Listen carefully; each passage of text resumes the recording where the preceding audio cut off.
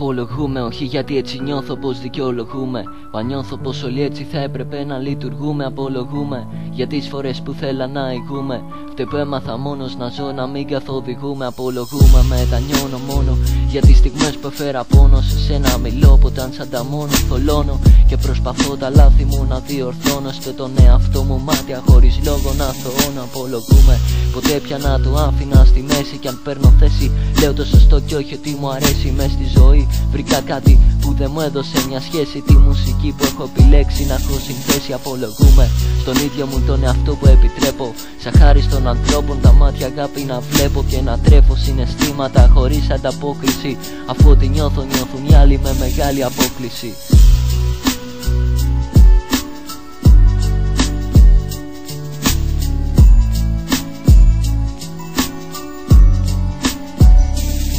Απολογούμε γιατί έτσι σως το πόνο μου απαλύνω, γιατί έτσι σως τις αμαρτίες μου να ξεπλύνω. Απολογούμε γιατί με λάθος άτομα είμαι αδιάσπαστος και γιατί ξέρω πως δεν είμαι αλάνθαστος.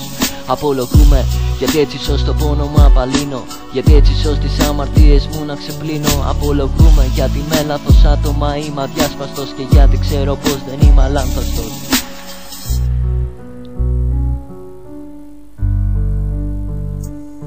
Απολογούμε για τις φορές που έφτασα στα άκρα και αντί να σταθώ δυνατός ξέσπασα σε δάκρυα. Απολογούμε που τα αισθήματά μου δεν εξέφρασα, πως ήταν αυτονόητα, ανόητα υπέθεσα κι ανέθεσα τον εαυτό μου σε δίκη, εναντίον μου κατέθεσα.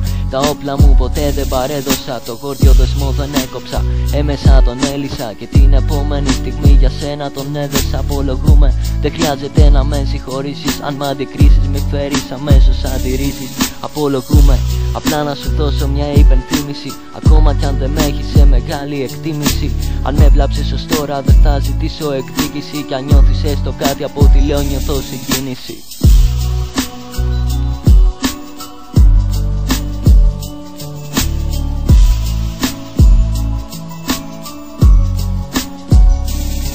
Απολογούμε γιατί έτσι σως το πόνο μου απαλύνω, γιατί έτσι σως τις αμαρτίες μου να ξεπλύνω. Απολογούμε γιατί με λάθος άτομα είμαι αδιάσπαστος και γιατί ξέρω πως δεν είμαι αλάνθαστος.